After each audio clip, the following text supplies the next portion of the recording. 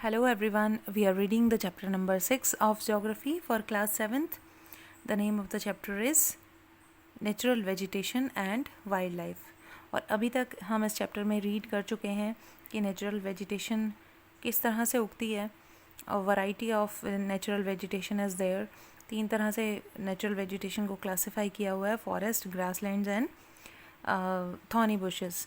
तो वो सब हमने किया था श्रब्स में जो आती हैं. उसके बाद हमने फॉरेस्ट की क्लासिफिकेशन की थी कि फॉरेस्ट कितनी तरह के होते हैं. कल जो हमने कवर किया था वो था कॉनिफरस फॉरेस्ट और मेडिटेरेनियन वेजिटेशन. आज हम आए हैं ग्रासलैंड्स पे. देखते हैं ग्रासलैंड्स क्या होते हैं और कहाँ कहाँ पाए जाते हैं. तो फर्स्ट जो ग्रासलैंड की क्लासिफिकेशन है वो है ट्रॉपिकल ग्रासलैंड्स. अब मैंने आपको ट्रॉपिकल का मतलब ऑलरेडी समझा दिया था कि इक्वेटर से लेकर ट्रॉपिक्स तक जो रीजन होता है, जो एरिया होता है, उसको हम ट्रॉपिकल रीजन बोलते हैं. These occur on the either side of equator and extend till the tropics. यानी इक्वेटर के दोनों साइड पर ये होता है और कहाँ तक फैला होता है? ट्रॉपिक्स तक. This vegetation grows in the area of moderate to low amount of rainfall. यानी जहाँ पर रेनफॉल ठीक ठाक होता है और कम भी होता है वहाँ पर भी ग्रासलैंड देखने को मिलते हैं. The grass can grow very tall. कुछ एरियाज़ में बहुत लंबी लंबी घास पाई जाती है. 3 से लेकर 4 मीटर तक इनकी हाइट हो सकती है.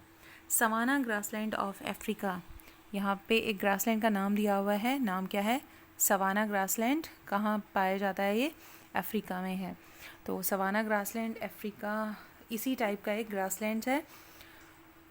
Elephants, zebras, giraffe, deer, leopards are common in tropical grasslands. तो ये एनिमल्स हैं जो ग्रासलैंड्स में पाए जाते हैं.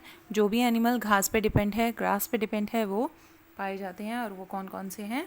Elephant, zebra, giraffe, deer, leopard. उसके बाद हम आते हैं टेम्परेट ग्रासलैंड्स पे. अब ट्रॉपिकल आपको पता है, ट्रॉपिकल सेम इक्वेटर से लेकर ट्रॉपिक्स तक जो रीजन था वो ट्रॉपिकल. और टेम्परेट रीजन यानी ट्रॉपिक से ऊपर वाला जो रीजन है, ट्रॉपिक से लेकर आर्कटिक सर्कल और एनार्कटिक सर्कल तक जो रीजन है उसको टेम्परेट रीजन बोलते हैं. और these are form latitudinal zones in the interior continents. Usually grass here is nutritious. यहाँ पे जो घास पाई जाती है वो न्यूट्रिशियस होती है. Usually grass here is nutritious. Wild buffalo, बाइसन्स, antelope in the temperate region. ये जो है यहाँ के एनिमल्स हैं. कौन कौन से? वाइल्ड बफलोज आ गई उसमें, बाइसन्स आ गए और एंटीलोप आ गए. उसके बाद है थॉर्नी बुशेस. ये थर्ड कैटेगरी थी नेचुरल वेजिटेशन की, जो मैंने आपको बताया था कि थॉर्नी बुशेस भी पाई जाती हैं नेचुरल वेजिटेशन में. और ये कहाँ होती हैं? These are found in the region in dry desert-like regions. Tropical deserts are located on the western margin of the continents. The vegetation cover in the scarce here because of scanty rain and scorching heat. Scanty rain क्या होती है? यानी बारिश बहुत कम होती है. और scorching heat यानी यहाँ पर बहुत ही हॉट क्लाइमेट होता है. इसीलिए अब क्लाइमेट हॉट होगा तो बारिश कम होगी और वहाँ पर पेड़ कम उगेंगे. इसलिए थॉर्नी बुशेस पाई जाती हैं. The vegetation cover is scarce because of scanty rain and scorching heat. Identify the desert region in the world map. You can name the Great Desert of India. Bharat के ग्रेट डेजर्ट का नाम है Thar desert. THAR, Thar desert. ये जो है India का सबसे बड़ा डेजर्ट एरिया है. राजस्थान में है ये.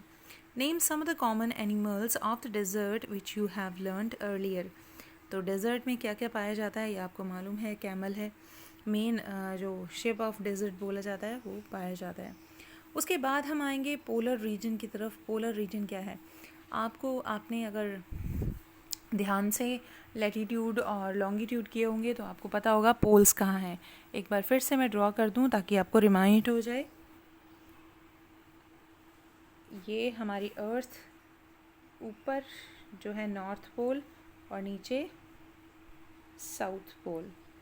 तो एक बार फिर से दिस इज़ द लैटिट्यूड बता रही हूँ मैं. यहाँ पे आपका इक्वेटर आ जाता है. ये आपका आर्कटिक सर्कल है, ये एनार्कटिक सर्कल है, बीच में इक्वेटर है, ऊपर जो है क्या है? North pole. और नीचे जो है क्या है, साउथ पोल। तो नीचे वाला ये जो हिस्सा है हम इसको सदर्न हेमिस्फेयर बोलते हैं, और ऊपर वाले हिस्से को हम क्या बोलते हैं, नॉर्दर्न हेमिस्फेयर। तो ये जो ऊपर और नीचे के जो पार्ट हैं अर्थ के, मैं बोलूँगी नॉर्थ पोल और साउथ पोल। तो ये नॉर्थ पोल और साउथ पोल जो हैं, यहाँ पे किस तरह की वेजिटेशन पाई जाती है वो हम देखेंगे। The growth of natural vegetation is very limited here. अब क्योंकि सबसे बिल्कुल कोने पे है अर्थ के, तो यहाँ पर नेचुरल वेजिटेशन की ग्रोथ बहुत ही लिमिटेड है, बहुत ही कम है। It grows during very short summer, क्योंकि यहाँ पर समर्स बहुत कम होती हैं। This called tundra type of vegetation. तो हम कह सकते हैं कि जो हमारा पोलर रीजन है, पोलर रीजन यानी हमारा जो नॉर्थ पोल है और साउथ पोल जो है, वो वहाँ पर जो वेजिटेशन है वो बहुत कम है। और इस यहाँ पर जो वेजिटेशन पाई जाती है इस वाले एरिया में, या इस वाले एरिया में वेजिटेशन काफ़ी कम पाई जाती है, और इसको टुंड्रा टाइप ऑफ वेजिटेशन बोलते हैं। This vegetation is found in the polar area of Europe, Asia and North America. The animals have thick fur and thick skin to protect themselves from cold climatic condition. ये question भी आपको आ सकता है कि यहाँ के एनिमल्स की thick फर और थिक स्किन क्यों होती है, क्योंकि यहाँ पर क्लाइमेटिक कंडीशन जो है वो कोल्ड होती हैं, बहुत ठंडा एरिया होता है, टेम्परेचर जो है माइनस में होता है। दैट इज़ वाई वहाँ के जो एनिमल्स हैं, अब वो गर्म गर्म कोट तो पहनेंगे नहीं, तो उनको नेचुरली भगवान ने गिफ्ट किया हुआ है उनको क्या, थिक फर और थिक स्किन।